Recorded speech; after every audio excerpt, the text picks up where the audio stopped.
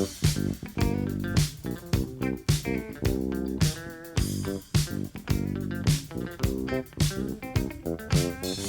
cookies. I love cookies. I love cookies. I love cookies. Boom. Boom. Welcome to Cookies, the world's most influential basketball podcast. I'm Ben Dietrich. Jordan Rodelli is on holiday break. Andrew Kuo is here, and we have a very special repeat guest, a habitual offender, if you will. Jason Concepcion, a.k.a. Network with a 3. Let's go. Ba-ba-ba-da-da-da-da-da. It's great to be on Cookies. That's a good song. That was an excellent intro. Thank you. Andrew, how are you? Happy New Year's, guy. Happy New Year's, guys. Man, what a crazy 2021. So far, I have lost 10 pounds. I've started to eat healthy. It's amazing. I may have showered, but I'm lying. I have not showered this year yet. You haven't showered. You haven't showered since last year. I have not showered since last year. I'm a biohacker. This is the new me. How do you like it? Biohacker. I love it. Jason, welcome back to Cookies. And It's wonderful. Wonderful are to be you here. excited about 2021? I guess in a kind of disattached sense, where it's very interesting to see if 2020 was just kind of like the opening act, or whether once this vaccine drops, the various vaccines, which I'm going to place under the heading of vaccine, whether that really kind of halts the slouch towards destruction that we've seen over the past several months. You know who's Slash gotten year a plus. really bad rap? Who's that? January and February 2020. What did they do wrong? Oh, fuck 2020. Excuse me. January and February did no harm. They were pretty good. Fine. It was honestly not bad. There was, at that point, like the news was beginning to trickle out of China, and I was, being a nervous, a person who's read too many post-apocalyptic novels, I was concerned. So there was a trickle of fear, but yeah, like that was a good time. Like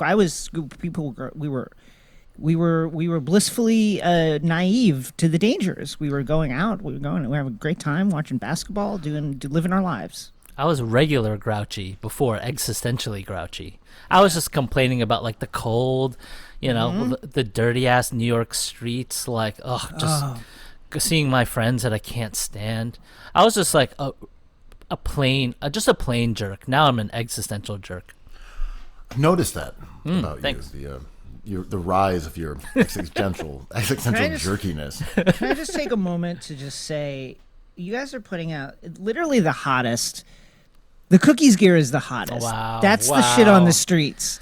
Woo. That's the stuff. That's like it's like the original Four Loko formula. Like it's that level legendary. I mean, every time I'm like, can they do it again? Can they surpass? Do it again. Can they surpass what they did it again? I can't fucking believe they did it again. You have the vintage Cookies Hoops gear. You have like the play ball collection. Yeah, that shit is great.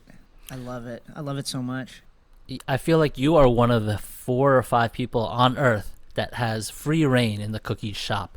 It's sort of like, those rooms where you have to grab dollar bills out of the air, except it's not a challenge. We just leave it for you on a table. Well, like it's supermarket sweep. Yeah, I'm honored. It's like when the Safdies got into the Criterion closet. I don't know if you ever saw that video. That's how I feel. Exactly. Yes. Cookies Hoops Classics Legends, the Safdies. Yeah, and other guys who wear Cookies Hoops merch, the Safdie brothers themselves. Well, thank you for that shameless plug. That was the perfect But pod. it's legit. Thank you for joining. It's truly legit. Like the recent like Grateful Dead stuff, the NYU logos, like I couldn't help but smile when I saw it. It's just so good. I was like, New York is dead. New York basketball is dead. And the interns was like, Ice-T sent me. New York basketball is still alive. Yeah. Right. I mean, I think the only thing you're forgetting here is that, how Patreon subscribers get first access to this kind of merch. Just a little remiss to ignore that important point. Is California basketball dead is the question I want to ask. Wow. Well, it's hard to know because I haven't been out. Summer basketball was alive and well. But of course, summer time here in LA, as much of the rest of the country, it was like we'd all kind of, I think, tricked ourselves, or many people had tricked themselves into believing like the thing was like kind of over. And so like there was basketball being played. Now, what's going on right now? I honestly I couldn't tell you. I haven't really been outside too much. Like I go for walks and that's about it. Like I don't know what's happening. There were as recently as like 3 weeks ago, there was like a lot of people like eating at restaurants and stuff, like because the weather here you can still eat outside. So there's things going on. I think there's things going on in secret, people having secret house parties, like etc. So I'm sure there's basketball being played, but it's hard to know right now. My question about California is what went wrong? Because it's there's space, there's nice weather. It seems like outdoor socializing would be far more easy there than it is in a place that's as dense and cold and gray and gloomy as, say, New York City right now. Like, how did California fumble the COVID bag? Wow. Shots fired, man. Shots fired. Well, I will tell you. So there's a recent LA Times article that's really good about like what went wrong, and you suggesting that I could read that? No, I'm just saying that it's basically. I'll sum it up. Thank you. It's there's just what you said is correct, right? Everything's spread out. People are in their cars. It's kind of more isolated existence. That's true, but like the kind of like underlying conditions of a lot of poverty, a lot of people who, residences are spread out and people are separated from each other, but there's a lot of, because of the high rents, there's a lot of extended families living in confined spaces, a lot of roommate situations, because of the economy here. There's also a lot of people who simply couldn't stay home, who wouldn't be able to social distance. They have to continue to work in the food industry or at the supermarkets or delivering packages or what have you. And that all contributed to the spread. We have obviously a huge unhoused population. That's part of this equation. So there was just like a lot of those kind of like underlying symptoms all combined to create a very bad problem. Yeah, and even here outside of the neighborhoods where you have groups that are kind of overtly not wearing masks intentional and making a point of it, like politically, it's exact same conditions that you're describing. And like it doesn't matter that it's cold and dense versus warm and spread out. It's people in the service industry. It's multi-generational houses. Exact same thing. So this does explain it because I didn't have to read, and that's great. It's great. I love not reading too. Whew. I mean, it was close. I thought I was going to get steered.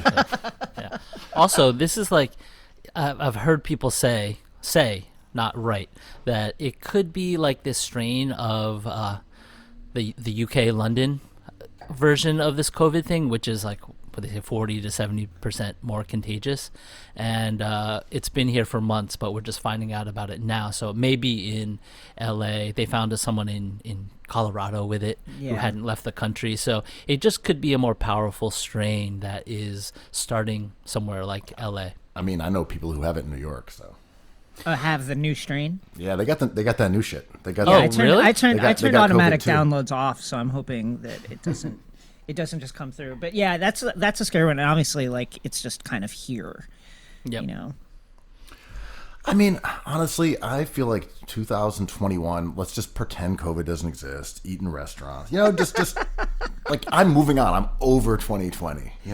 Wow. You joke, but I think like a lot of in my neighborhood, you see people with masks. I'd say 95% of the people outside have masks. Right? Very rarely you'll see people out, and I'll say like let's say that half of that 2.5% of that 5% is someone who maybe either forgot it or is just kind of like forgot that they had let it slip down over their nose, and then the remaining 2.5% are like those hardcore like political protesters.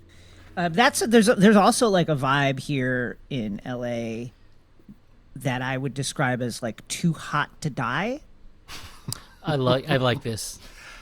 Well, you're normally described like this, Quo, so Oh, I wonder cool. you like this. Yes. I knew I'd love this. Too So ripped like to too die. too attractive to die is what Too you're saying. hot, too young, too like good looking for this to be an issue. And you see that like mostly like the further kind of like west you go into like West Hollywood and then wester than that, you see a lot of that, like too hot to die.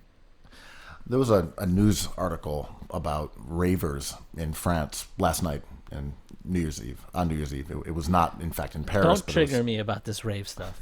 Go on.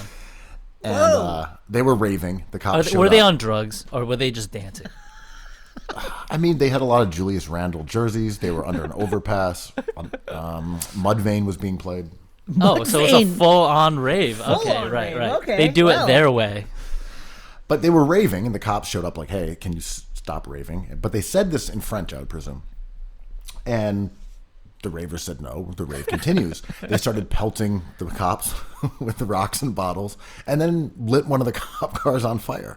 Wait, how do you do that? Did they have like alcoholic drinks that weren't mixed with seltzer water that could ignite a car on fire?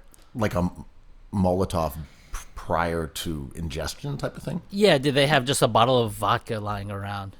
I mean, I don't know what the method was for lighting it on fire, but the ravers chased off the cops, burned their cars, and continued raving. So, like, Wow. Look, if you want Yo. to make this happen, you can. Kobe Mamba mentality, baby.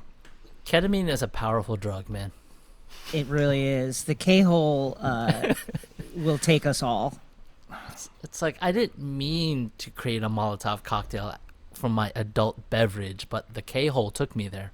Well, the thing is, like France, like the Parisians, they're just like culturally, they've been making Molotovs since like childhood. They're just ready at any time to like take all of the garbage trucks in the city and block off like all the major thoroughfares and then just start throwing Molotovs. Like they are ready at the drop of a hat to do that, which I actually think is somewhat is admirable. Like, Right. right, just the dumping of the beret. Yeah, It's like a fish in water. They're constantly in a state of revolution. It's just life. it's correct. Yeah, they're always cycling around. They have a baguette sticking out of their bag in the front of the bike. They have a Molotov. They're wearing like Charvet stretch belts. They're It's defending it's the rim cultural. in Utah. They're trying to play with a cop on their team. Yeah, it's Gallic culture. Yeah. Speaking of too hot to die, so in New York City, there's a place called Dime Square, right? Me and Ben hang out there all the time. Not because too we're, hot to dimes. but it's because there's a restaurant, a really good restaurant called Dimes. And I thought it was like some sort of like street slang or some sort of gambling terminology, but it's because they think their customers are all tens. Which kind of bummed me out a little. A great restaurant. I like what they do. Delicious food. Shout out to Dimes. But I was hoping it was something more rap related. Like was near like, I don't know, like Knicks Alley. Yeah. Right. Can you describe the vibe at Dime Square? I realize now that I've been out of New York for so long, I'm just not connected to that energy. The way that I really get my shot of New York is through Knicks basketball. Nice. New York, the New York Nico Instagram account, and you guys. Well, Quo as the mayor of Dime Square. Oh, do you right. want to break it down? Right. There's not a lot of Molotov cocktails. There's a lot of shutting down. Last call's at 9:30, which is thrilling. Yeah, that's really fun. You meet up with your friends, and then it's last call. There is the world's best pizza there, Scar's Pizza. A cookies hang for sure. I don't know. I'm underselling it. Are there attractive people there? Sure. I just think they're not. They're in their weight range for their body size, I think. Interesting. That is the only thing that makes them attractive. And Could you- probably but- better pants than normal. Are we but sure like- about that? I guess like from what kind of like New York like lifestyle tradition does this? Does I mean, this it's place the spring? skater and art kid corridor. It's the art bro, which is kind of going. It's endangered, if not extinct, at this point. Yeah. But the art bro, it was posted up at Dime Square for sure. Not rapping, but eating like bowls, like with healthy grains, maybe some ancient grains. Each grain more ancient than the last. Even older than the other. Yeah. So this was a surreal New Year's Eve because everything, as Quo just mentioned, closed at 10. Last call at 9:30. They didn't say, all right, get out there and let it rip for one night, oddly enough. But so things still just closed really early. So there was nothing. I mean, I went and visited family and was driving around, and the streets were, as you would expect, completely empty. I know there was definitely a party at the K-Loft beneath Canal. Sure. But it was very strange. Just I took a cab home, and the driver was there like, this is the worst New Year's I've ever had as a cabbie. I'm like, God well, damn no it. shit, dude. Yeah. I don't know. I guess California was the same. Just a very weird way to ring in the 2021. Absolutely, it feels just it goes. I think it goes without saying. This is just like historic. We haven't. This is something that as a race of beings have not dealt with for over 100 years. 1918, I think, was the last Shout out to real Philly. pandemic. Shout out. Yep. Shout out to the Spanish flu, a misnomer, but like we're gonna call it that because it's been 100 years. The Spaniards got blamed for that, but what are you gonna do? I think that it is absolutely bizarre, and one can't help but wonder how much of this is gonna stay with us, like even after the vaccine drops, because like this an event like this can't help but drastically change certain aspects of society. I think people have been radicalized by this to a certain extent. So I agree. It'll be interesting to see what happens after this. And to your point about the vaccine, thus far the early reports are not that optimistic, where we wanted 20 million Americans to be vaccinated before the start of the new year, and they got like 4. Whoops. Yeah, it's close. Let the vaccine spoil. The rollout has not been smooth to this point, and that's shocking, though. Aren't you surprised? Whoa. I'm shocked. Look, we put Leon Rose in charge. What's happening? Why isn't the vaccine everywhere? So we have Giannis done. We have Karl Anthony Towns. It's a game over situation. A mission accomplished. The Kentucky vaccine is the Kentucky CAA vaccine. All our connection. We're calling on our network. Yeah. Getting the vaccine through those channels. What could go wrong? And I can relate to it so much because I always forget that I'm an adult because I have no perception of reality. And I'm like, adults finish their jobs. When I do the dishes, I let it soak for a couple of days. Yeah, eventually I'll shower in a few days, And I think getting the job done is something I leave to adults, and I forget that I'm one. But I can imagine this dumbass White House just being like, what are we doing? We got so many of these vaccines. We did it. And it's like, sir, we have to get them to people. It's like, well, you guys figure that out. It's like, no, this is part of the job. Yeah. It has to be done through until the dishes are done, man, And it's like, I don't know, this endless kind of endeavor that we've experienced with war in the Middle East or taking care of regulatory issues. When we need stuff to happen right now, I don't think these guys are capable of it. Well, I was looking at a chart that showed how the 90,000 doses of the vaccine have been parsed out in New York State, or I guess New York City, right? So New York City got 300,000. They've managed to only give out 90,000 of them. And this showed on a daily basis how that was happening. Yeah. And apparently they're not giving them out on weekends, and no one worked on Christmas. It's God's day. No one gets sick on God's day. The only people who aren't supposed to work on Christmas are the New York Knicks. Everyone else. Why is Everyone it? It's just like it is staggering though, because the dissonance is insane. Because I can get like a custom fleshlight delivered to my doorstep in 24 hours. Virtually any kind of substance, any product, any book, I can have delivered to my home within maximum two days. Yep. And we can't get the vaccine out. Why? I just don't understand why it can't get out quicker. I just love It's- not working it's on the staggering. weekends. Yeah. TGIF. Yeah, no what are we no doing? vaccine. Like, release the Dread Pirate Roberts from jail and get Silk Road legally happening again. And we all Please. have the virus, right? I mean, Please. the vaccine. Free vaccine with custom fleshlight. Custom. Boom. Boom. Everyone's got the vaccine. I mean, the thing that boggles my mind is in New York City, we have not gotten any sort of like concrete direction since the jump, since like March. It's like, what do we do? It's just like, well, do your homework, read the news, and like, it should be smoother than this. I always thought they should have had like whatever, like a bin of masks at every bank or Dwayne Reed or anything that is like a post office should just be vaccinating people now. But are we all too attractive to care? Is my question.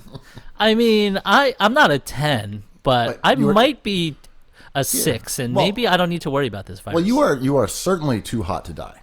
That goes without saying. Like for sure. leave it, to the pundits to say whether you're a 10, a 9.5, a 9.7. Is a 4 in New York like a 2 in LA? Because that might be my destiny. That's interesting. Yeah, I do think that people joke about it, but people are super attractive out here in Los Angeles. At least the last time I was like really out, you can't help but notice that. You guys eat vegetables. People eat vegetables. They're out a lot more. Everybody's thinking about looking good on camera. So there is just like a higher index of physical beauty. So I would say, it's like a New York, let's call it like a New York 8 is probably like an LA 6. I do wonder about LA's style though. Oh, Sure, does it affect this ranking? They're all kind of wearing Kith jerseys.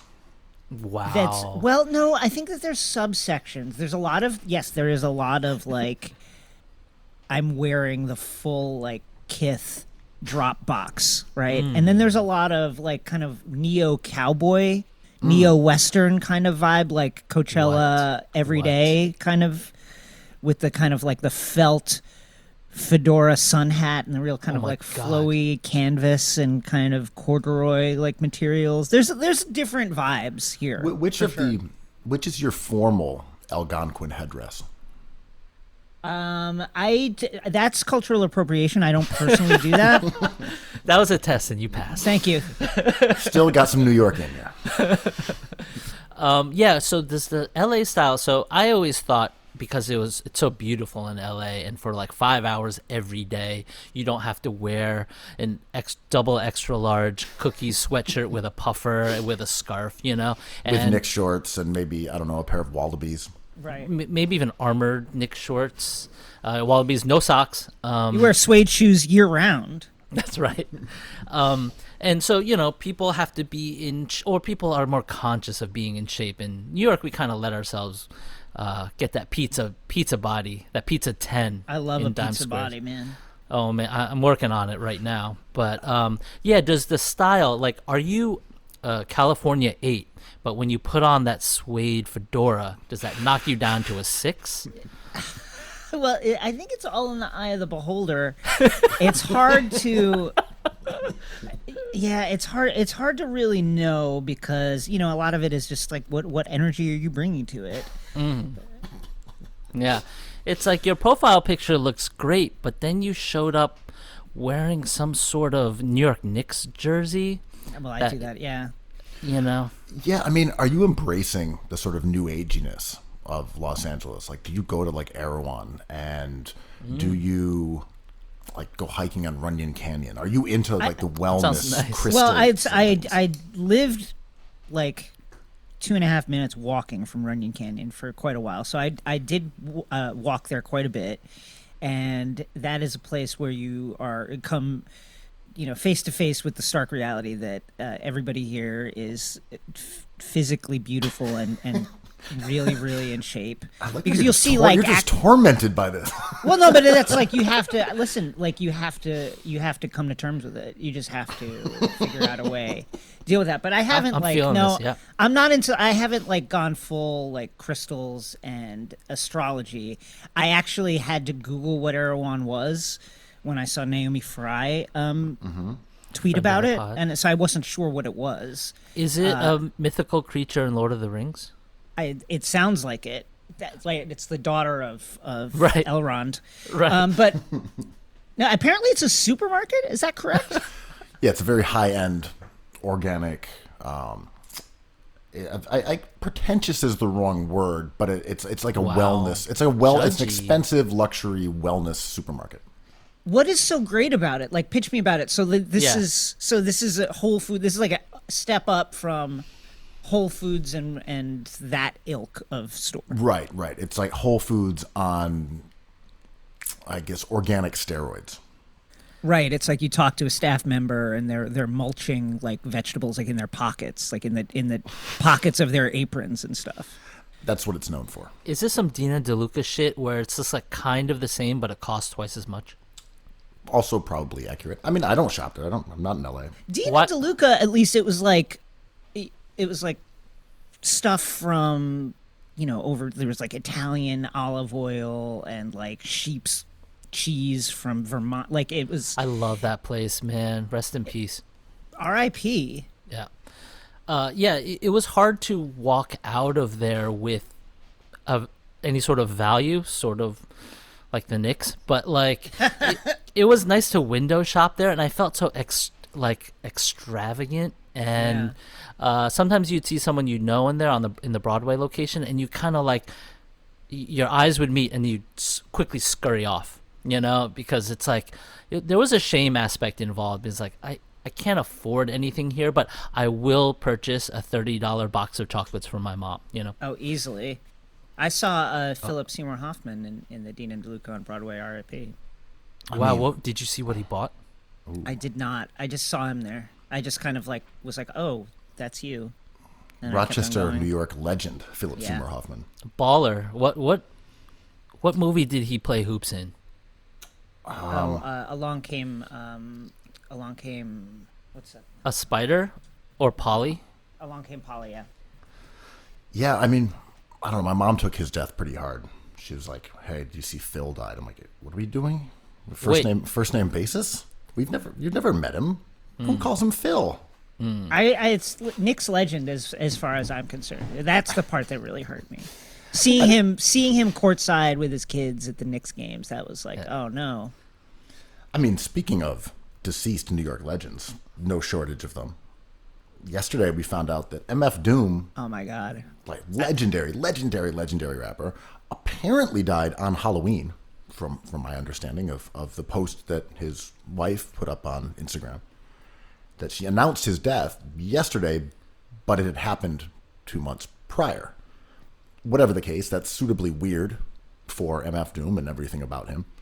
But devastating loss. Really felt that one. I mean, he is one of the best to ever do it. It's like, the word genius is overused. It fits him like a mask, like he truly is a genius. And maybe the funniest writer, like in almost any genre. Some of his metaphors just are so fucking funny. And then the arc of his career, just the amount of people that he's worked with and different kind of like subgenres that he has threaded himself through. The use of doubles, like the kind of capturing of his own image to further the message of what he was trying to do with his music. He really a truly like fucking brilliant guy. I hope he finds peace.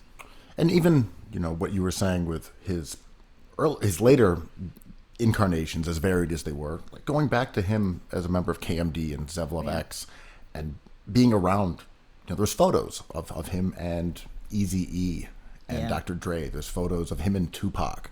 He was, on songs with Third Bass. That he had this second act where he kind of reemerged as this world-weary supervillain persona, and then kept flipping that over and over and over into other alter egos. They were all sort of the same, but just different names.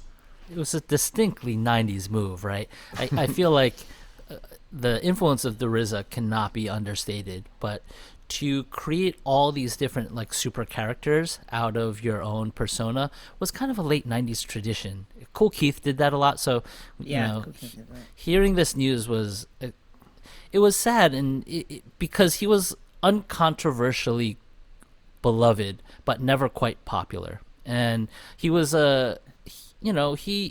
he could fill a room, but he remained kind of one of ours a little bit. KMD was on a major label, I believe, and they had a run at it, and then he reemerged as this strange character with a mask on, and it was the same voice and the same quality of artwork, and he kind of revealed himself to be a true weirdo, and to think about these guys again, it was like it's such a limited resource. Like these guys like Kool Keith and Madlib and Quasimodo and King Ghidorah, and I listened to Victor Vaughn again, and it took me back to when, like, the pre-Nipsey Hussle kind of version of rap, and now they're both gone, and it's weird to think about both of them and how different they were.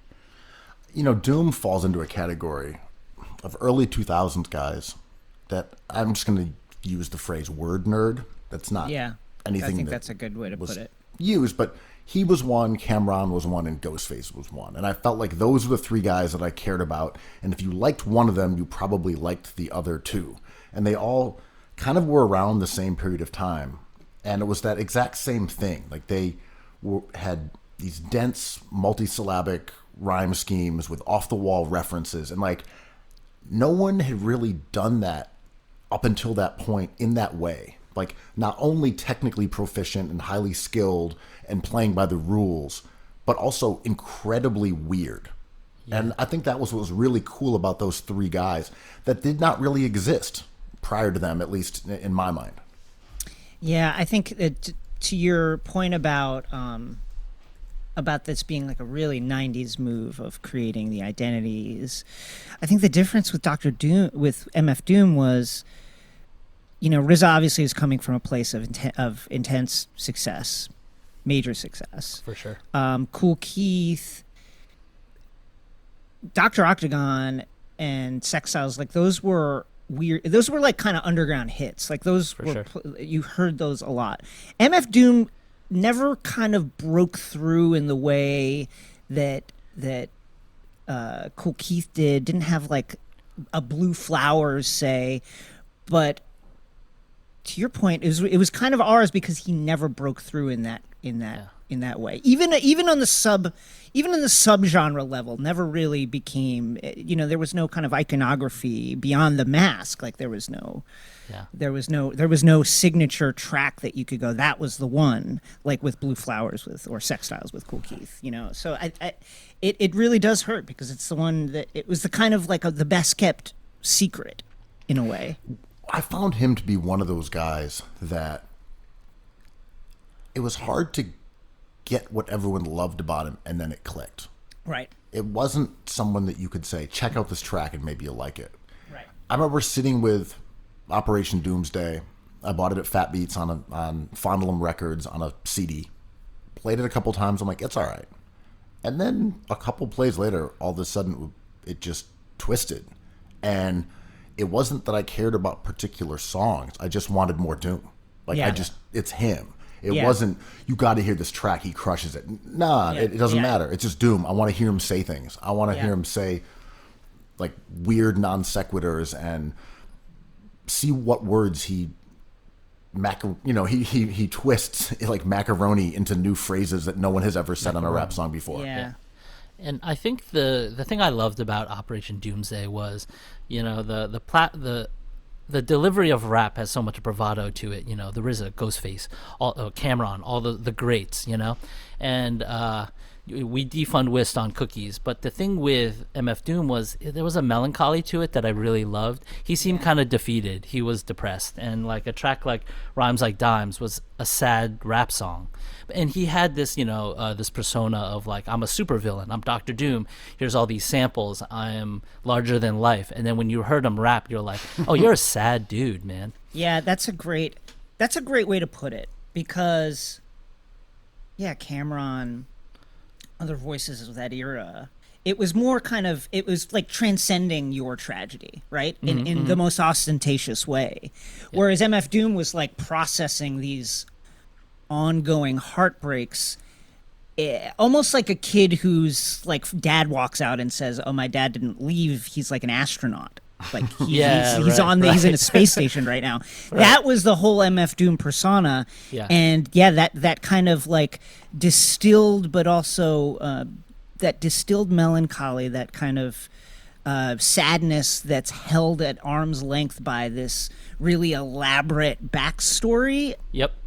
Gave it a kind of vibe that was like nothing else. And then I think, Ben, to your point, part of the thing that I just love about him is it was clear line after line. He just kind of wanted to entertain you line after line, where you didn't have any idea what he could possibly say to land this couplet, right? And I think he, Ta-Nehisi did a great profile of him from, I think, 2009 in the New Yorker, where he says, like, the thing that I really liked about rap when I started getting into it was just fun. It was just fun to have people, and I'm paraphrasing, hanging on whatever you're going to say because they have no idea what you're going to say next. That's exactly why I loved MF Doom. And even yesterday, going back and listening to songs that I hadn't in a while, and like cackling audibly at his lines because they come from everywhere. I like Benny the Butcher. I like Jay-Z. I like Jadakiss. All good rappers, these kind of guys. But they only reveal a certain, I guess, spectrum of their interests in songs. Like they might mention a luxury item. They might mention a car. They might mention, I don't know. Like there's a narrower field of vision to what they let you in on. And maybe Jadakiss loves French New Wave movies. I don't know. Maybe he does. But he just doesn't show us that. Maybe Benny the Butcher has, loves making, Ottolenghi dishes, but just doesn't talk about it. But Doom let us in. Yeah. It's, you like street stuff. You love slang. You love weird old school words. You love comic books. You love science fiction. You love literature. Like he pulled from all these things that he was clearly into, and they just kind of were regurgitated in like a random pattern. They could just come from anywhere. And that was what was so fascinating, was that this guy contained these multitudes that all seemed to seamlessly fit together, but were so wildly different. Yeah. Yeah, and his influence is interesting. He, I always think that some of these influential artists would go on to affect other artists, but a lot of times it's a full stop. And with Doom, it was different because then you have rappers like Earl Sweatshirt and Tyler kind of picking up where he left off. I mean, and when he died yesterday, we got that video of Earl meeting Doom for the first time. And it was like really sweet. And I do think Earl is like my favorite of this genre, to what Ben said, about letting us into this mind of like this person making this stuff. And I think Earl took what Doom did and made it even bigger or smaller, bigger in its smallness.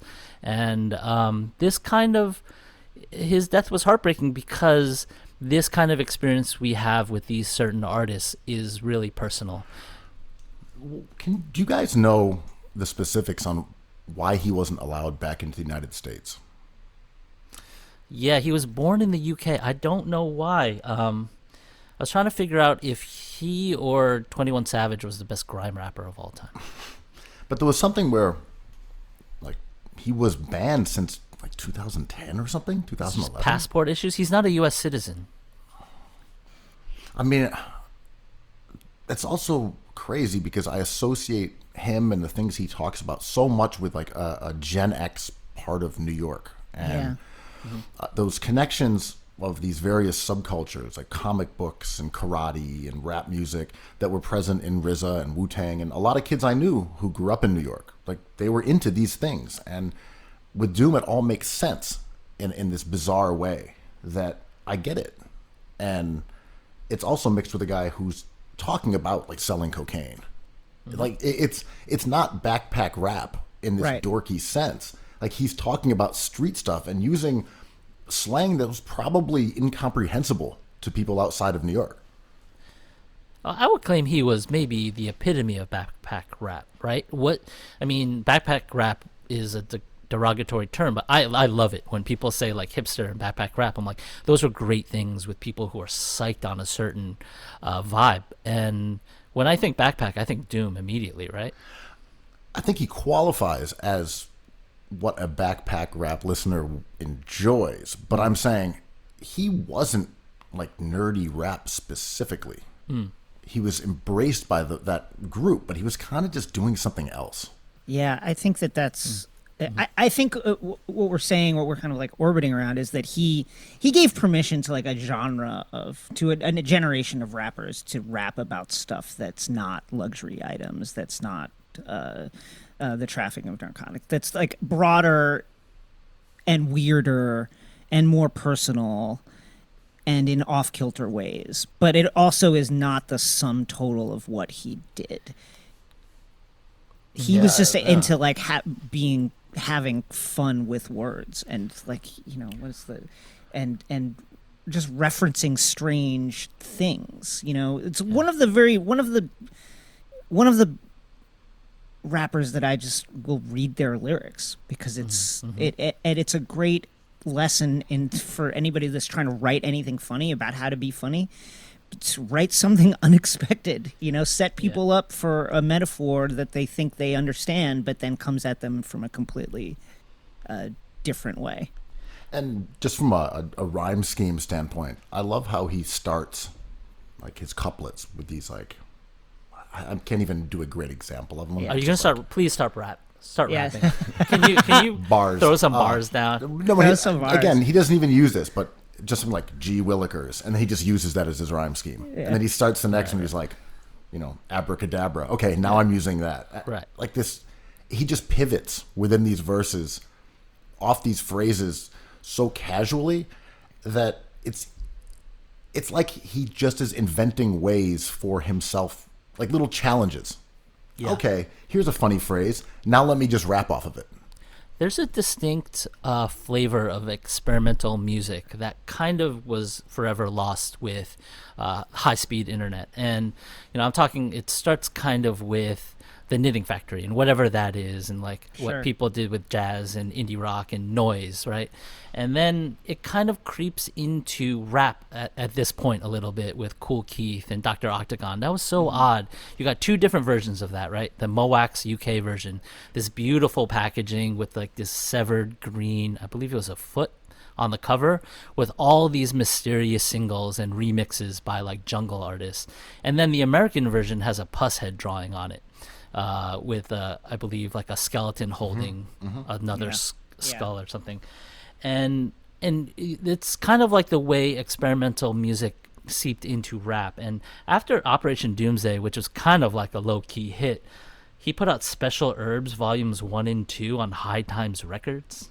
He put out a bunch of CDRs, And then he was like, all right, I'm King Ghidorah now because I can't handle the pressure of being MF Doom. I'm like, what? It's like, okay, that's enough. I'm Victor Vaughn. No, I'm Mad Villain now. Right. And he just kind of was dodging any sort of kind of expectations. And I thought that is lost. Like Aphex Twin did that quite a bit too. Sure. And we were, as fans, connecting the dots all the time. And it was a fun engagement, right? I liked Kool Keith, but that felt a little more postmodern. he was trying to be weird for weirdness' Yes, sake. he was absolutely trying to be weird. He's so awesome, so awesome. See, I didn't love him that much. I thought it was cool and interesting, but I didn't love it. But I didn't love like Deltron. I wasn't into that too much. But Doom, it just felt like this is who he was, and he was just going to be himself, and that was really interesting by itself. He didn't have to do other weird stuff. That was part of the charm, but he wasn't out there trying to thrill you by being bizarre. Because, like, he's a pretty conventional rapper otherwise. Like, tonally, just, his approach, it's just what he says is different. Yeah. I love the mask thing, man. That was so, like, Quasimodo's my favorite of all this stuff. Madlib's, like, sped up, high-pitched side project. Man, you liked all the shit that I didn't like. Oh, I mean... Welcome to Cookies. The Knicks.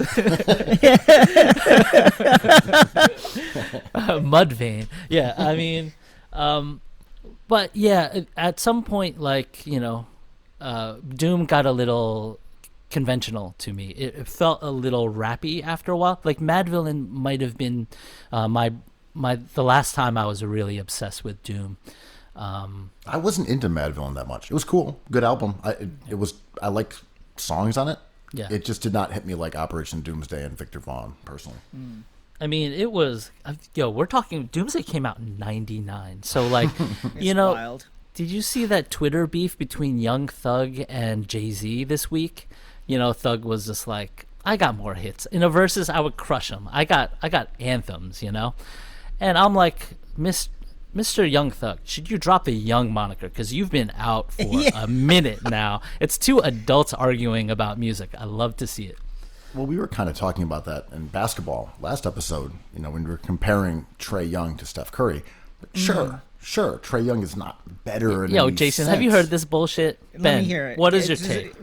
Give it back. Let me regurgitate it right now. Well, the point here is not that Trae Young is better than Steph. It's not that he's more important, but that already we're seeing guys taking the blueprint of creators like Harden and Curry and working that into their game at an early age, and those archetypes are set. So we can see someone like Trae drop 30 and 10, and if someone was unfamiliar with basketball and would look and say, well, why is Curry better than this guy?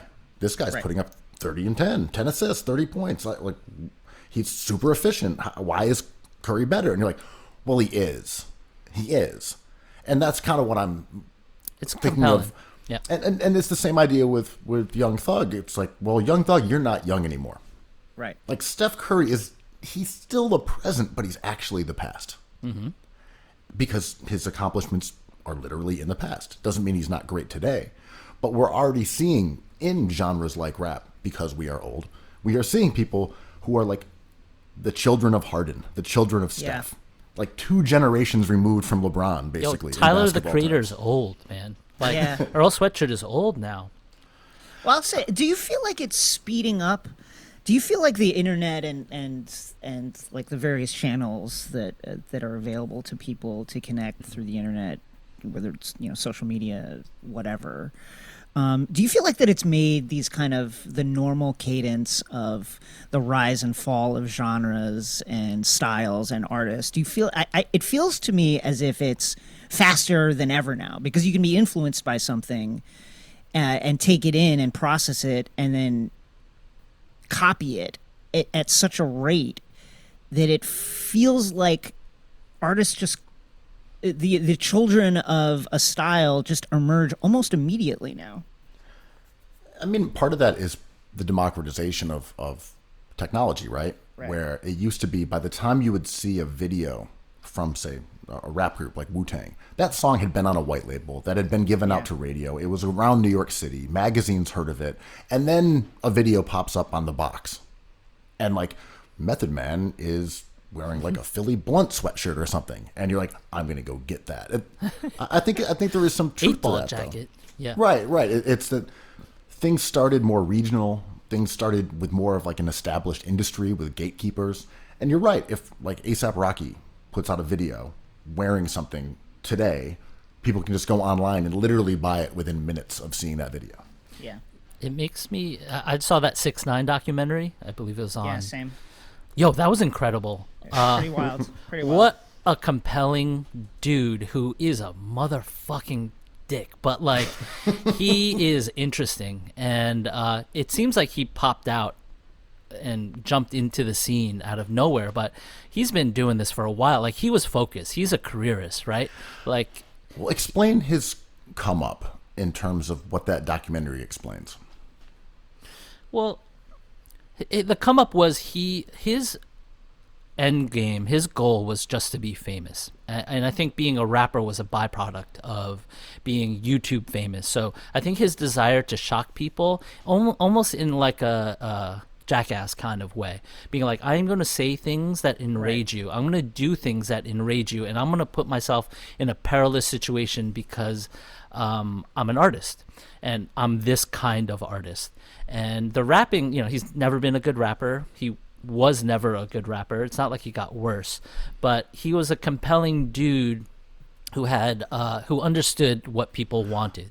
Well, how do they explain him going from working at a bodega on like Broadway in Bushwick or whatever to being a rapper? How did they portray that rise? I mean, Jason, correct me if I'm wrong, but he started rapping as a byproduct of these videos of him doing wild stuff. And, he had a fake gang, he had a fake persona, and it kind of exploded, and he went along with the ride. That's exactly the case. And then at a certain point, like the reality, the image became intertwined with reality in a way that obviously came back to bite him. But it's kind of like this weird.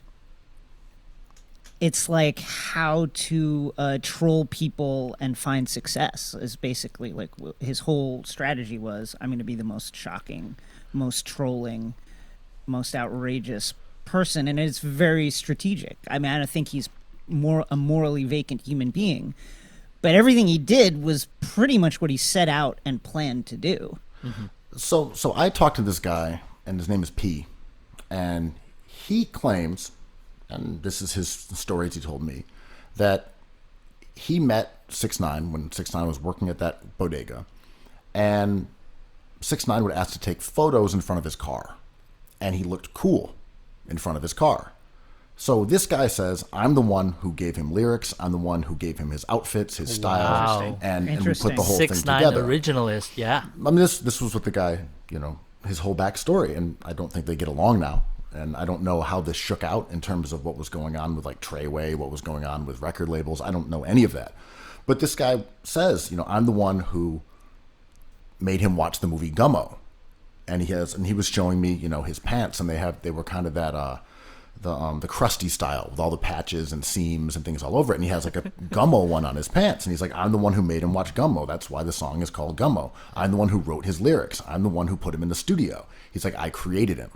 Yeah. This is probably not part of that documentary, huh? Not that I remember, but it reminds me also. I love this kind of story when people get famous.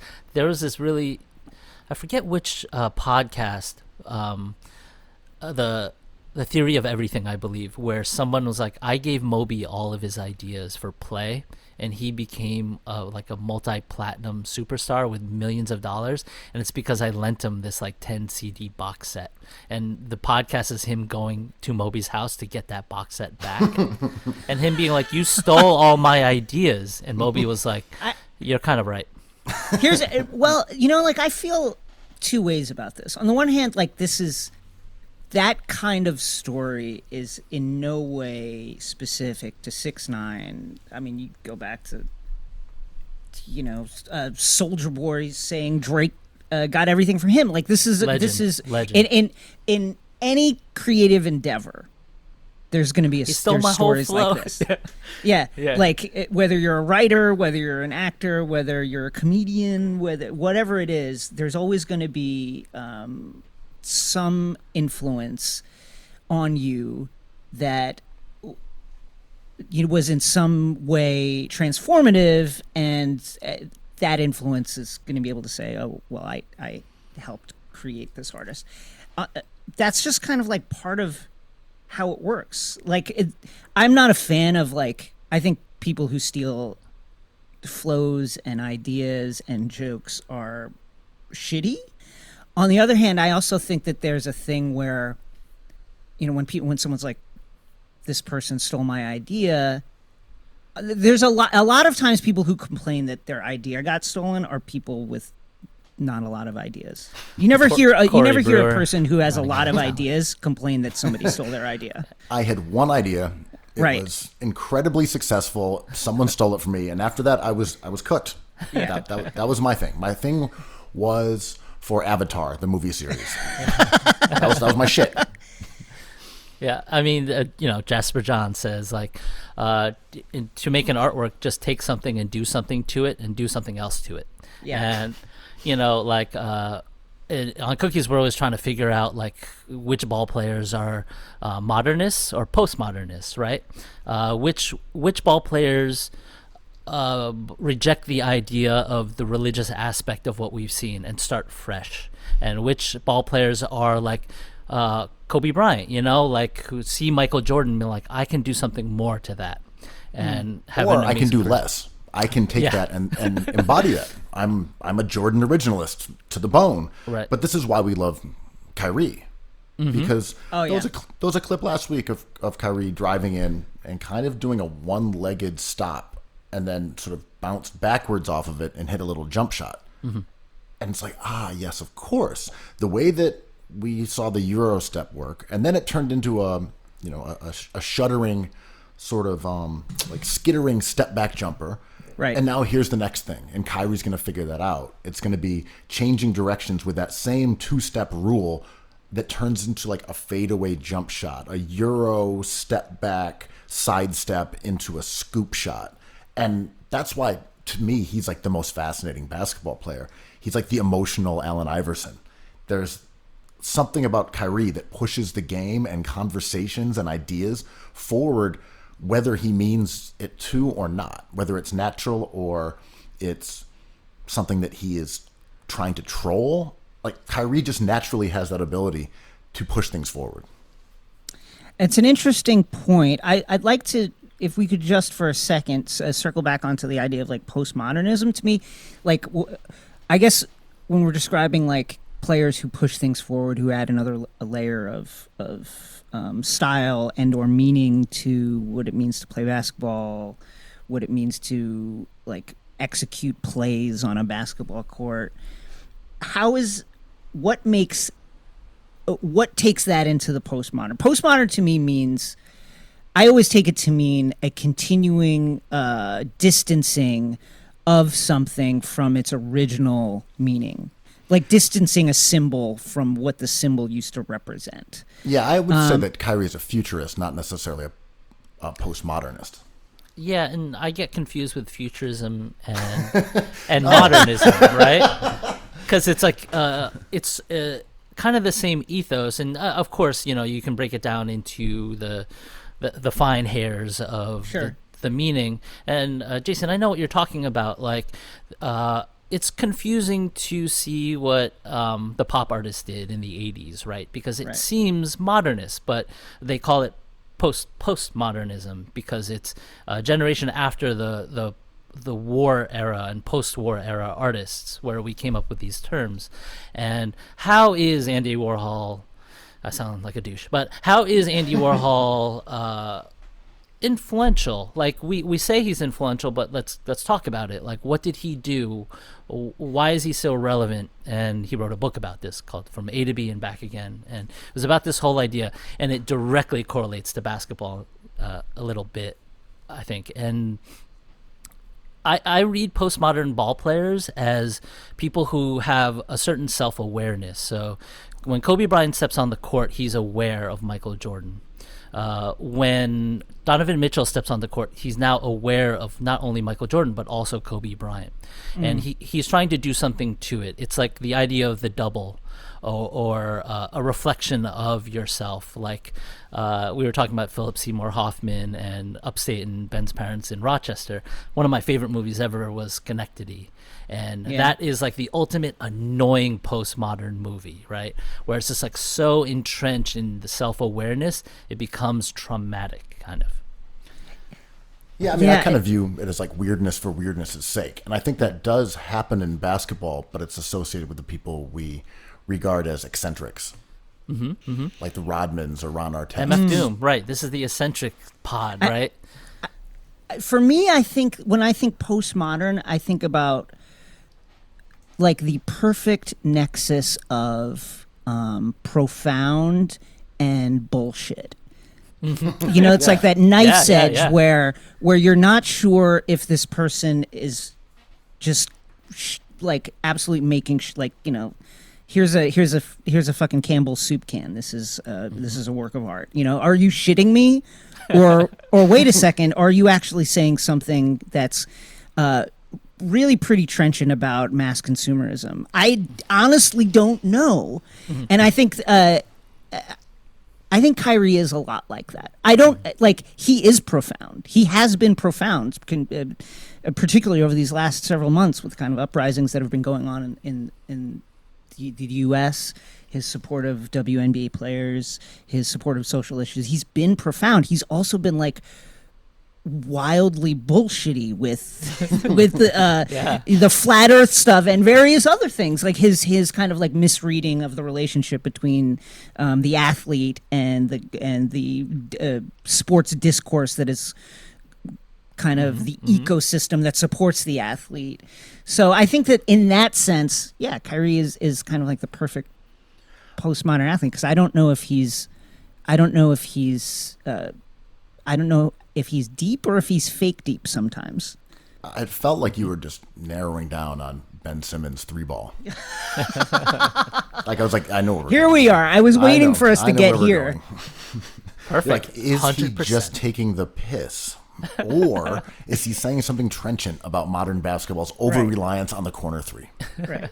Well, right. How do these ball players who have been the best players since they were children, how do they express themselves on this level? And, you know, at a certain point, players as great as Ben Simmons and Kyrie Irving are like, to be the best at what I do is still not enough. Like, how am I going to do more? Am I going to be Victor Vaughn, or I'm going to stay MF Doom, you know? And it's great to watch these guys have the space to do that, because me and Ben have this Peter Luger's theory, right? As soon as the steak kind of is ordinary, the whole place kind of turns into a dump. And, you know, the service is bad. Right, just to explain a little more, this goes back to the Times Review. I love it. Yeah. You know, everyone put up with all the bullshit at Peter Luger, where paying in cash, rude service, waiting in long lines, when the steak was viewed as the best in New York. But when the Times wrote an article saying the steak is no longer that good, it was the emperor has no clothes. Like, what are we doing then? Why are we being treated like animals? A gold coin at the end of the meal? I can buy a bag of these for $5. You know, this isn't sourced original chocolate from South America. This is 30%. But in the beauty with a player like Kyrie or Ben Simmons, and why we're so up in arms with a player like James Harden, right? Yeah. Is because they're so good. And they kind of create this dialogue that holds our attention. And if Kyrie wasn't the best offensive guard of all time, like, we wouldn't put up with his Christmas is a construct stuff. It would just sound ridiculous, right? But since Ben Simmons is the best defender in the NBA, there's something inherently ethically wrong with his offensive game. Right. It's very easy to toss Lance aside because he's Lance Stevenson. Right. You don't have to take the baggage of Lance, because Lance isn't necessary. He can go play in China, and no one is like, fuck, we need a Lance Stevenson on this team. This is an important point, and I think Ben Simmons aside, which I'm gonna. Yeah. I think you're not biased on this, Ben, but I think Harden is, to me, the more interesting example of this, particularly in his trade demands of the last few weeks, and the kind of response, the kind of, oh my God, player empowerment is out of control kind of response to him. I think that there is, in general, we hold his greatness against him because there's so many, there's many amongst the general sports fan just like don't want to engage with him, don't want to pay attention to him. They don't like the style. The way he goes about it is, the constant drawing of fouls. It comes up the game, etc. But you have to pay attention to him because he's fucking great. Like he is overweight, out of shape, demanding a trade, Perfect. hasn't played, Yeah. is fined because he couldn't be at a game because he broke COVID protocols, and then he comes in and he scores 44 and 13. It's easy. He's It's just absolutely out easy there. for him. He's out there. He's looking at asses all night. Like, who Yeah. needs him? He's not wearing a. Oh, I'm sorry, 44 and 17. Yeah. Oh, right. That's tension, and Harden is, I guess, the foremost guy right now for many reasons that you just described. That is that tension. His greatness versus is he worth that trouble? And right now, it is certainly slanted towards. Of course, he's worth the trouble. But then you also don't see that many fan bases outside of, say, like the Sixers, Simmons hating brigade. You don't see Nuggets fans saying, we need to trade Jamal Murray for James Harden right now. Yeah. There's a weird lack of interest in acquiring him, I think, for most franchises. Yeah, I think that it's a really cutting example of the way fans buy into their teams and are easily set against, players and other teams just because of a loyalty and a fealty to what their team represents to them. Like, and there's no taking all the kind of like outside the court stuff out of it, whether you're talking about Philly, Toronto, Miami, Utah, whoever, you absolutely have to think long and hard about acquiring Harden if you can, because he's simply one of the greatest offensive players to ever do it still, like right now. There are certain numbers you can look at that tell you he's the greatest offensive weapon in NBA history. I mean, if you're Utah and you say, well, look, we probably will never win a title with a core that is Donovan Mitchell and Rudy Gobert. Right. I mean, Donovan Mitchell is a good player, but he's not. Nice. He's a borderline like top 25 player. Right. He's the number 2 if you have a championship level team. Really good player, still young, but there is a very minute chance that he will ever turn into like a legit superstar. Right. If you say, what if we just trade him for James Harden? Like, fan base says no. But if you look at it and you say, Gobert and Harden, yeah, that might be a chip. Yeah. That could work. Well, I understand, as Jason said, the reluctance of fan bases to do that. But if you look at Utah and their market, you're like, Harden, Gobert against Davis and LeBron? I don't know. You kind of might take your chances with Rudy and Harden. I think, Harden, all of this kind of is great brings into stark relief LeBron James's mastery of PR and mastery of image and media to foster his own greatness, right? I love that. It's a skill that Harden and basically everybody else in the NBA is not either interested in acquiring or doesn't have the levers and the connections to adequately build out a network that they could create that for themselves. I think that the objections to Harden show you how easily his private life is weaponized against him in a way that is honestly like pretty dog whistly often. Like, bringing up the recent article in ESPN that was like, oh, he's hanging out with DaBaby. He is gifting DaBaby honey buns, which are stacks of $100,000 packages of $100,000 in currency. He's giving people Prada bags. Like, all that is very prurient and also like not important and like obviously like a dog whistle, but it's also something that I think fans are just kind of programmed to find distasteful. And the idea that they would then have to accept those things if Harden was on their team is just a hurdle that they cannot get over. And that is so Allen Iverson. It feels like a remnant of 2001, 1998. Like, rappers, money, clubs, excuse me? Yeah. And again, this is when the owner of the franchise, the Frittata man, has a $500 million yacht. And pockets bleeding, though. Those my guys, my guys, my guys' pockets are leaking. Those eggs are cracked. But yeah, I mean, it for sure. Like, you know, we talked about this on the few pods ago. Like the bringing up of what kind of club it was. The script, like Lil Baby is the greatest songwriter of the year. Like, Sorry, can we just baby. like? I didn't mean the baby, little baby. I like the Baby too, but not like I love sorry. Lil Baby. Lil Baby is like, I don't know. I think that album's kind of beautiful, and I would give him half a honey bun, sure. yeah. Small price to pay. I mean, throwing honey buns around in the club versus the frittata man just dropping a dozen eggs. Like, what are we talking about? What are Like, we talking about? Gordon Hayward is more distracted than any of these guys. And, you know, maybe if Gordon Hayward can step up to Harden's level, maybe we'll criticize him the same way. But just to follow up with what you're saying right here so people know, this is a reference that you made before that I find astute, which is really rare.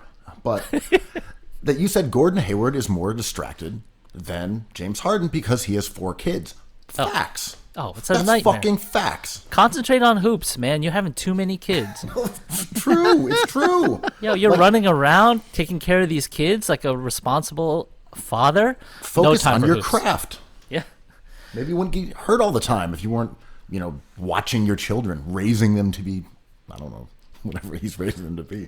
Go to the club and support the local workers and don't have that many kids. You know, you'll have more time to focus on hoops for sure. But, back to our Harden conversation in terms of basketball, it's funny. Like, fans have needs, right? Every fan base has their own separate needs. And it's funny to hear Boston fans saying, we will never trade Jaylen Brown in a package for James Harden. I'm like, I hope not, because that would make you a championship contender. Yeah. You guys would probably get to the finals. But if you stick with Jaylen Brown, you're never going to even come close. And Jaylen Brown's a wonderful player. He scored 42 points the other night, and he's awesome. But you're not going to do it without a player like James Harden. Peyton agree. Pritchard, I think if you just give him a little time, Yes. I think if you just give him a little time, he can get to that level. Ainge did it again. He found another He one. did it again. So, Jason, do you feel a little freed now that you're out from underneath the umbrella of the Boston Beantown Mafia? No, because it's everywhere. It's Yes, that's correct. it's everywhere. It's everywhere. Tommy Vitor, crooked, a big Boston fan. It's everywhere. Oh my God! It's everywhere. What is Boston happening? exceptionalism is not a thing that is particular to any one sector. It is everywhere. It is everywhere you look. Oh no! I mean, I've been using a fake Spanish accent for years. Turns out I'm from Boston. From the bean.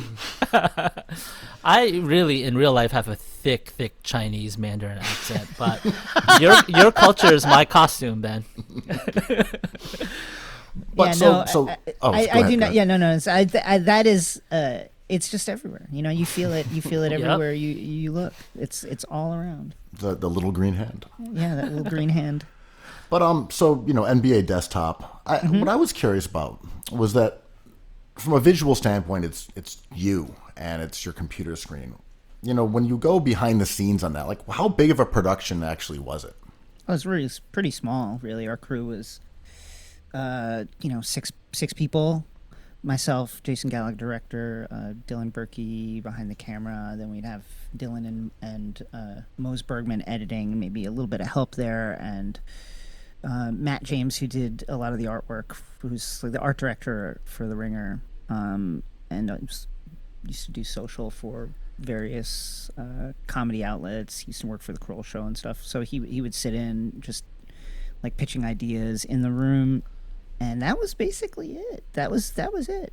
It was a very, very small crew. And you guys won an Emmy. Amazing. It's fucking crazy, dude. It was super crazy that happened.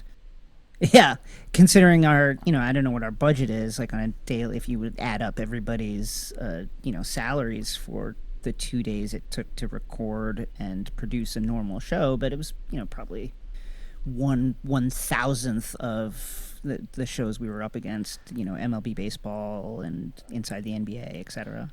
I mean, you were on TV once in a while, with Sure.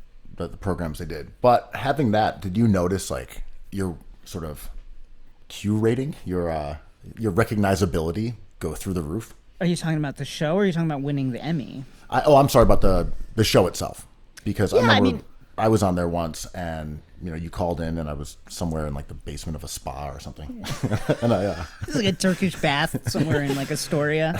and we chatted for a little bit. Is that and a then I got salad text. spinner? And I got a text from someone I play pickup basketball, and he's like, "Oh my God, I just saw you on NBA Desktop. That is my favorite show on the planet." And I was like, "Oh right, people are into this shit." Yeah, people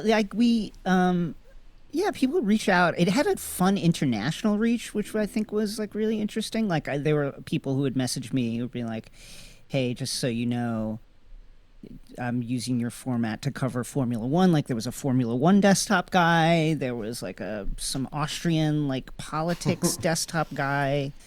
Like people reached out, and it's fun to see people connect with a thing that that came from a place of creativity that you did with some collaborators, and that you worked hard on. Everybody works hard, except for you, Ben. I mean, everybody works really hard, and I've been saying. and it's not guaranteed that people will like the thing that you worked so hard to create. So that when people did like it, it felt really great. Well, your show is something that keys into something I love to think about. Is you produce something that was so influential. I think it was like whatever you call modernist. Like you started something from your own starting point, and it had the potential to be a very influential way of talking about some things to the largest audience maybe. But the fact that no one has been able to replicate it is the idea I love, because you guys were the ones that can do it. And then there's a limited resource with people who are good at things, and you guys crushed it, and people try to copy it but can't do it. No, money doesn't fix that. Budget doesn't fix that. It's if you take your team out of the equation, it's like Corey Brewer running out of talent at the rim, right? Like, "Coach, I ran out of talent." I'm like, "Yeah, you're not network." It's very nice of you to say. I think that when it comes to creating shows, content, podcasts, whatever, writing, whatever it is, I think the thing that I hit on, and that I hit on with Jason Gallagher pretty early, is that it's not the format, it's how the format flows from the talent of the team. You create the frame around the talent. You don't create the frame and then put people into it.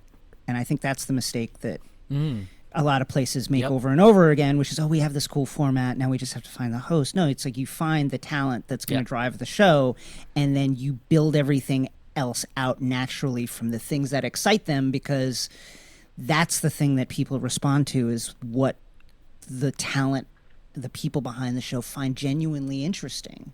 So like I find the way we communicate through the internet, I find internet culture interesting. I find all these different ways that we've just kind of accepted that we communicate now in this kind of like modern world interesting, and putting that all together into a show is just kind of organically going to be what happens, because that's the stuff that we found interesting and that I find interesting. To create another show in that vein, you'd have to build it around the interests of whoever the talent is going to be, to try and do that again. And I think that's the mistake a lot of places make, is they try to reverse engineer it when it should, because they have this great idea and they need their idea to be the thing that wins, when it's really, you find the person and the team, and then you build it all out from what interests them. So you're saying build around yourself.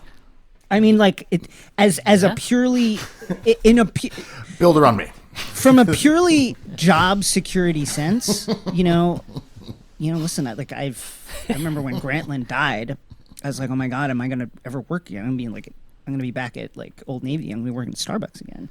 And so when it came time to like actually be making stuff and be in front of a mic and be doing stuff. Part of what I wanted to do was make it so I'm the thing that you can't take out of it, or that if you did take out of it, it would just be drastically different. Create, because that's the way you have to do it to survive now. Is like the brand is you. If you want to maintain, a career in this kind of ever shifting digital landscape, you have to be the banner that attracts the audience, not the platform and not the other places. So then that means being as true to your own interests as you can be. Yeah, this is a simple idea that I feel like should be hammered home over and over. This is what Daryl Morey does with every team, right? Like James Harden. It's like, oh, he doesn't believe in centers. It's like, no, he has James Harden. So he's building around him. Ben Simmons does not have to do anything different. Daryl Morey knows to build around his skill set because he's a genius and he's the best at what he does. I always think of that, at the Oscars, Parasite won, and the director went up there and was like, oh, make what you know. This is like an old adage, but I just did what I know. And the guy who said it's sitting right there, Martin Scorsese. And it was such like a simple moment that I'm like, right, the people who are good at stuff should just be allowed to do what this is my whole Luka Doncic thing. Let him be kind of imperfect. He might not be MVP. Name him MVP. I don't care. It's a cool award. He should get it. But he might not be able to shoot or play defense. He's still awesome. Just let him be his version of awesome. Yeah, I think we talk about this all the time, that imperfection is not a sin. Right. Like, you don't have to be Michael Jordan. And you look at Michael Jordan, you can say, yeah, but MJ couldn't shoot threes. MJ was not a rim protector. There are plenty of flaws within his game. Yeah. We just hold him in holy regard so that we view the virtues of the basketball player as synonymous with those of Michael Jordan, but an imperfect player as well. But the one question I had about NBA Desktop was that, when I wrote the Colangelo story that was on Ringer, and of course, you had, to me, one of the funniest episodes. Obviously, I was interested in it, where you had the collars that grew exponentially over the course of the broadcast. That story really broke the fourth wall in terms of having people talking about it and having people contacting me who were like within the league. And I'm not going to get into specifics on that. Sure. But, it just normally you write things and you're sort of screaming into a void. And that story was very different. LeBron mentioning it and Adam Silver mentioning it, and there being actual ramifications down the line. Did you have that at all with NBA Desktop, where you would talk about players and they would respond, or people would reach out to you? Was there any? Because I felt like that was just more present than say writing a blog article or something.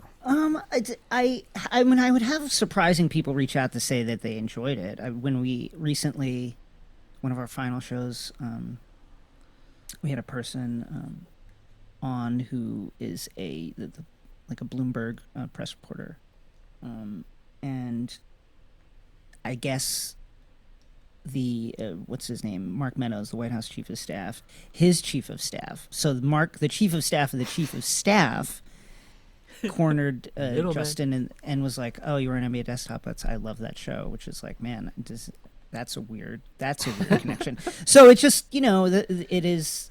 I mean, you would roast players on there. I was surprised that you didn't sort of get, a menacing DM from Amare or something. I agree. I'm sort of surprised too. That you bring up something interesting, which is this is part of the reason why we had so few players on. It was a very. I mean, we had Boban on, we had Enes Kanter on, but we tried to shy away from having like real figures on, because we knew that we might have to bring up something that was funny about what they did.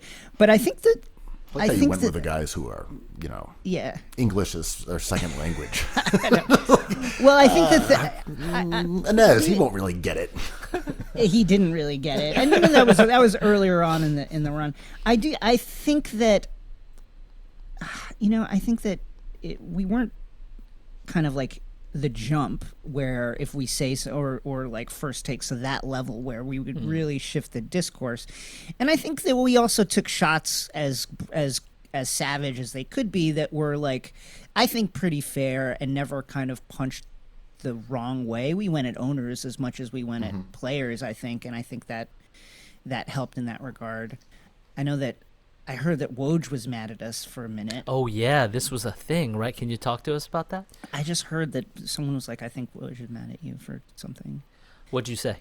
I don't know. I honestly don't know. I think it was because, I had this kind of bit going where it was like, that kind of like sadomasochistic meme construction where it's like Woj, step on my neck and like, throw a brick through my mom's window, that kind of thing. And, that's and praise. I was doing that a lot, and he might have misconstrued that as really it's just me praising him and celebrating his kind of like role in the discourse. I think I might have also at All-Star in Charlotte, I remember saying, have you seen your son Shams lately? This is all praise, man. Okay. This is all praise. This is like I am. Yeah, I'm big upping Woj, and so I don't know what it was, but I did hear that through like channels that I think Woj is a little mad at you for something. Agent Wojnarowski, joyless, got it. Woj just like he knows about the Dom and it's coming out. But on your other favorite topic, we would be remiss not to talk about the New York Knicks little bit. Let's go. Quo thinks this is the dream season. He's having the time of his life. I'm not even being facetious. Yeah, tell me. What's let's up? get some I Knicks am too. Yeah, talk to me about it. Take off the white face paint. Take off the robes. Yeah. Let's rave. Well, listen, it's tough right now because Toppin is out, Quickly is out.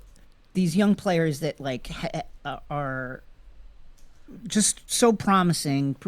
Weirdly quickly in particular. Like I'm more excited about Quickly than like Toppin for whatever reason, because like he had the looks of an actual point guard who was looking to get people involved. He has outlier skills. He had outlier skill, and he could shoot, which is like absolutely a need right now. There's nobody on this team that can reliably hit any kind of three.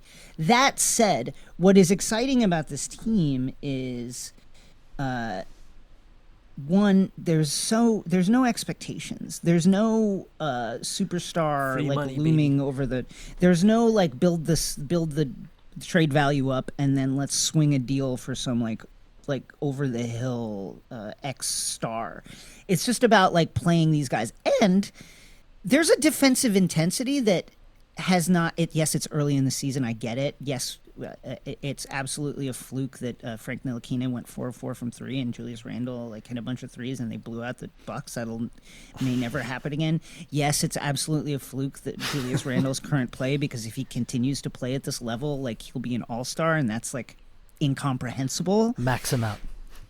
But like there is a real like pop in the way they're playing now. Listen, they I think they went, I forget what the final number is, but they went like something like 3 of 35 had a tough time three yesterday against the Raptors. Yeah. And they hung in for most of that game.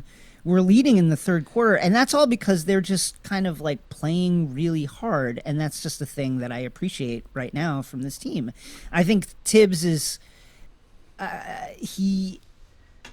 he's a madman. He's playing Julius Randle like 44 minutes a game. Yes. I think it's fantastic. And there's just like it's just kind of fun to watch them with these kind of like low stakes, in these low stakes games where I'm just hoping to see development, progression from Mitch, from Frank, from RJ. Like I just want to see, and Kevin Knox. Like I just want to see these guys get better a bit at a time. And I feel like I am seeing that. Like Kevin Knox still sucks, but he's playing with a lot of energy, and there was like a defeated air to him in previous seasons that hasn't been there this season, and that's fun to watch. I mean, as a Sixers fan, when they were going through the process, losing season after losing season, which was actually not that long. People were like, went back to the War of 1812. Like, it was like 3 years, man. Yeah, try 20 years with the Knicks. They've been doing this for 2 decades. Like, the Sixers fans did not suffer as hard as they will pretend that they suffered, or the media will pretend that they suffered. It was not that long. But those losing seasons, for the most part, were really enjoyable. they played hard. They cycled through young players. You'd see someone show up and you'd say, maybe this guy will be someone. You watch him for a couple games. Oh, he knocked on some threes. He might be good. And then he gets cut and you move on and you do it again. Like losing culture and losing games are not the same thing.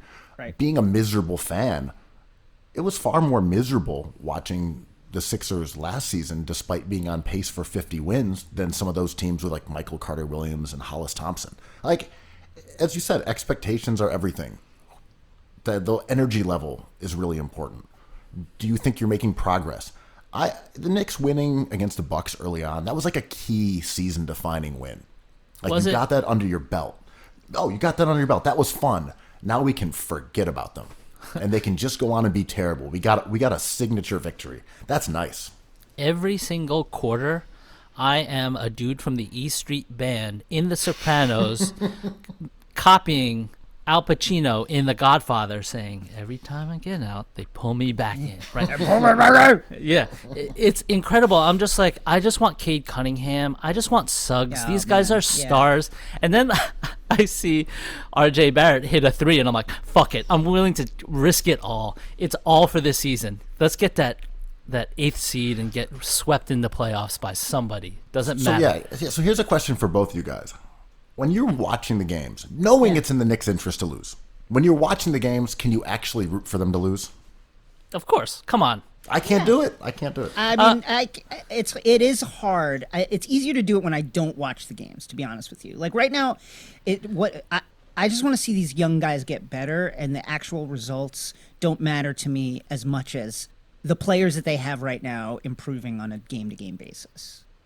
And the low stakes element is, to me, what made it really fun being a fan of a team. Because stakes aren't fun. You know. Like, who likes stakes? This is great. Get to watch these guys play, and the outcome is utterly irrelevant. Either way, it's cool. Your team wins, or it improves the lottery odds. That's great. It's like wins and losses when it comes to the Knicks. It's like, forgive me for this. It's like Schrodinger's category, right? Like it's a win, it's a loss. It's the same thing. What's happening in that box? We kind of don't know. Winning and losing is one bundle of nothingness, right? And it's like, if we have the worst record in the league, will we get Suggs or Cade Cunningham? I don't know. Are we developing now into a decent team? I'm not even sure of that. But it's fun. And to Ben's point, the thing I really love, and I agree with Jason here too, it's like the relief of not having any stakes is a privilege. And I feel bad for teams that are kind of good because there's a level of anxiety there. I don't feel nothing, man. I feel nothing. I am AJ Soprano. I'm like, whatever. I feel the same way. Yeah. I feel the same way. Someone recently was like, "Does it kill you that the Nets are going to go to the finals?" No. I'm like, "No, not at all. Dude, not even a little bit. It doesn't bother me not even a little bit. Yeah. It cannot hurt me like at all." Exactly. I felt like the last time you were hurt was the Porzingis trade. I detected pain. That was tough. Yeah, that was painful because it's like, why you literally don't do that. I'm just thinking of a doctor or a dentist with a drill. Like, can you feel that? Nope. Yeah, can you feel that? Don't nope. do it. Can now you feel that? everybody, you're like, okay, that's a root. That's a root. Yeah, you don't, because that's just process-wise. You don't do it. You don't. He's gonna fucking take the qualifier? No, he's not. No one's ever done it. No one's ever. He's not. Like, stop the people retconning this. Oh, he was gonna do. He was gonna. No, he's not. He's not gonna leave that amount of money on. No one's ever done it. He will not do it. He didn't want to be here. He didn't want to be here. Right. I talked myself into that. I did mental gymnastics to do it because I was like, okay, the prospect. I love cap space, whatever. I love space, but also I was like, oh, his knees are fucking shot. Right. I'm okay with this. Like, I love him to death. I loved him as a pick. I think he should have been right after Cat in that draft, but his knees are just a big warning sign, and I hate to. I'm usually 90% wrong, but 10% of the time, like when he went down with the Mavs, I'm like, this was not a secret. So that's how I talked myself into that blunder. I mean, it was a bad trade, but you did identify his knees as a real source of concern, and that his knees have betrayed him in Dallas. I think that I agree with. Listen, I agree with all of that in terms of like the injury risk was obviously very, very real. A guy that size who played the way he does, who has anemia, et cetera, and a history of small injuries and ligament injuries in particular. Yeah, obviously going to be a concern. But the thing that irks me about it, and now you have hit a nerve here, is that it's bad process to kind of like reframe it around, he got injured, so I'm right. That doesn't make doing Classic a bad quo, trade. Yeah, that doesn't make doing a bad trade okay. It's still a bad trade. Like you still don't get strong-armed into doing that trade by a restricted free agent. Like you get more. You don't, just because a guy doesn't want to be there doesn't mean you just like pull the trigger on a thing and then go, aha, he got injured. Like that's not a thing you can predict. Well, all-star with any caliber, kind of, all-star caliber players on their first contract, yes, heading into restricted free agency, Come in which on. they will inevitably sign for 5 years with whatever team they have, don't get traded. Right. They don't get They traded. don't. It doesn't happen. It does doesn't not happen. And if anything, a very strong indictment of the team and what Porzingis viewed as his ability to improve through the structure of the team. And I think that, listen, obviously I think that he was right about what he saw. Now, maybe things have changed, and I hope they have under the Leon Rose regime.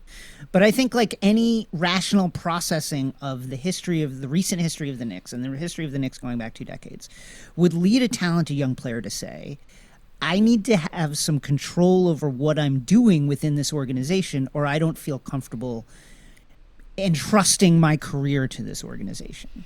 Right? That's just a rational decision to come to. And also what you just said about the value that they got back, considering how rarely these kind of players become available for trade. Okay, look what Paul George, under a long-term contract, brought back for OKC. Right. Look at what... Not bad. Or what Drew Holiday got with 1 year remaining on his contract. Yeah. And the Knicks had that kind of commodity. Yeah. A young, perennial all-star, potentially, with, some knee issues and things like that, sure. Yeah. But who it's going to be under contract for the next 5 years, wherever he went, because he was not going to take the qualifying offer, especially with those knees. That was your security against him taking it. But you don't get back cap space, some bullshit picks, and like a couple marginal prospects, one marginal prospect and some trade filler. Like it's an outlandish return for KP. So the Knicks are relegated. We've established that. They're the dumbest franchise in sports. Maybe the Jets. No sin bin. But I think I want to ask you guys a question because me and Ben were talking about this last pod. In the vacuum of a trade like that, you guys are right. Like you don't do that Porzingis trade. But then when you pull back, it's an overarching thing being like, also we're scared of whatever they're stupid, but they're scared of an injury, let's say. We brought up last pod, like when Luka was traded for Trae Young, I thought in the vacuum of the moment, their market values in that draft on that day, that was one of the worst trades, if not the worst trade in draft day history. After a few years, we're finding out that's certainly not the case. Trae Young is a wonderful player, and Luka is maybe not the GOAT, but still a wonderful player in himself too. And then we can revisit that take and be like, well, that take's incorrect, but my stance is in the vacuum of that day, you don't make that trade ever. Agreed. I agree. I mean, it's a process. It's a process issue. To hit on a theme that is beloved by everyone involved in this podcast. It's like, if you, with the information you have in the moment, to come to that decision is bad, is wrong. Mm-hmm. Yep. Now, did it work out? Yes, because this is not a science. You know, like there's just like a ton of variables that are involved in drafting players and in sports in general, and you can never know how to successfully do that, or else someone would have figured this out already, right? Mm-hmm. There'd be no busts. But yes, based on the information that you had at the time, 19-year-old kid, best player in Europe, best player, MVP of the second best professional league in the world was a starter at 17. Yeah. Like you just is 6'7" Yep. versus Trae Young at we'll call him 6 foot. It's kind of a no-brainer. Yep. I mean, It's a obviously, Marvin I Bagley still think Luka has the erasure. edge, and I think it's a lot closer now, considering Trae is just Awesome. a mesmerizing player, Yeah. right? Yeah. But on that day, I 100% agree with you. You don't do that. Yeah. But, if you want to drive a Sixers fan crazy, you just say Mikal Bridges. And they were like, oh, Jesus Christ, That was a trade good so trade. stupid. I'm like, Yeah, that was a you know good what? trade. They traded down. They got a future first-round pick, and they got Zaire Smith, who was a good prospect at the time. Yeah. Zaire ate too many payday bars and died. R.I.P. Those Babe Ruth bars, man. Didn't see that coming. Mikal Bridges, good 3-and-D player. That pick ended up getting shuffled into the Tobias Harris trade, which is another conversation. But that trade on paper at the time made sense. They were not distant prospects, and you got a future first rounder that at that time was going to be part of the double super draft, whatever. Yeah. Right. But now it's like, what a terrible trade, so stupid. Imagine if we hadn't done that. This is how it works, man. Yeah. Yeah, for sure. I think that's the thing that really annoys me, and I'm sure I know it really frustrates you, Ben, about the discourse around the process, which is whenever something, no proponent of the so-called process has ever said this is 100% how you guaranteed get the best outcomes in a draft for a team going forward, and that it's 100% successful all the time. No one's ever said that about it, right? But the discourse around it is such that the successes are kind of muted in the discourse, and the mistakes are magnified. The Zaire Smith deal. Look at this. This is an absolute fucking travesty. Embiid and Ben Simmons can't play together. But, rewind to a year and a half before that, and it's the Sixers' young core was absolutely the toast of the NBA that every team that's trying to restructure and reorganize would have died to have. Yeah. And the irony, of course, is that everyone is like, how should we judge the process? Right. The results. Yeah. The results are good. The process was a success. You guys got 2 Hall of Famers. But it's even if it didn't work out, Right. it wouldn't Yep, matter yep. because it was just a tactic of amassing draft picks. I agree, it worked. You can look around the league and see Christian Wood and Rashawn Holmes and Jeremy Grant and these guys signing substantial, life-changing contracts who are nobodies. Second-round picks, undrafted free agents just sitting around on the 2016 Sixers roster. Covington, T.J. McConnell, they were all there. But even if it didn't work out, it wouldn't change the fact that acquiring draft picks and eating bad contracts and playing guys who, were marginal NBA players and giving them a shot all still made sense. In the hypothetical failures of the process, which I don't think they were, but you're right. If it failed, it wouldn't be a disaster either. And to what Jason said previously, the Knicks do it wrong, right? They I don't believe in losing culture, but they make mistakes, and mistakes lead to losses. And the Sixers, I thought, did not make mistakes. And however it plays out, lottery balls, if Ben Simmons, gets injured in the playoffs, in the bubble, all these things are kind of uncontrollable, or you mitigate your probability for these things to happen. And it's the way people do these things. So when Sixers fans get impatient, I'm just just enjoy it, maybe. When the Sixers go up big, there's always something wrong, and I'm I would die to have a good team. Yeah, Honestly, same here. yeah. Yeah, I would don't love get to. it. I would love to get eliminated in the semis every year. Are you kidding me? Yeah. I would legitimately love it. Yeah. I don't understand people's. When I say people, I talk about the Sixers' little stinkers and the fan base. I don't understand why they're having a bad time this year. Oh, like it's they so don't have fun. they Yeah. don't have the same expectations as last season. They have 2 of the best young players in the league playing together, playing hard. They have a great GM with a proven track record. They've got personnel that makes sense, around, this is the- they're 2 young stars. These are the salad days. Enjoy it. So they get eliminated. Who cares? Watch 2 awesome players play basketball with some pieces that fit around them. Win some games. A Sixers game that's fun now. It was not fun last season. I enjoy watching the team now. Like, don't get mad. Don't throw tantrums after the game. And these are the good times. Yeah, and every fan base has their needs, and I think the need of the Sixers fan base is a little bit of like self-flagellation, right? Or It's their brand. That's the brand. it is the right? brand for sure, You know? and the brand is strong. Speaking of strong brands, that's how we do segues over on Cookies Hoops. So before we go, Jason, just tell us a little bit about what you're doing next and what we should look out for and what all the legion of Cookies loyalists should throw their money at in the future. Yeah, we're currently working to spin up some projects at Crooked Media, my current really employer. big. We'll have announcements for those shortly in the coming weeks. But I would say more generally, as to kind of like touch on what the conversation we were having earlier in this podcast. If you like the stuff that I have done, you will like the stuff that I will do in the future. Can you provide any hints about whether it will be sports related or politics related? It'll be sports related. Yeah, We'll do sports, of course. I'll be able to lean into topics harder, obviously, whether it's like social issues, political topics, but it's going to be sports. Well, congratulations, man. That will be Thanks, exciting. appreciate it. I'm looking forward to it. deserve everything, man. This is fantastic. I can't wait, Jason. This is going to be great. It's so nice of you to say that. Thank you so much. Yeah, What man. a kind ending to this show. Everyone just proud of everyone else. That's what 2021 that's the energy. energy. That's the energy we got to bring into 2021. Yep. I Happy was for thinking everybody. that. I was thinking about that. Walking around earlier, I'm like, 2021, it's about supporting the lads. And the lasses, of course, but lads in a non-gendered phraseology. Just supporting the lads.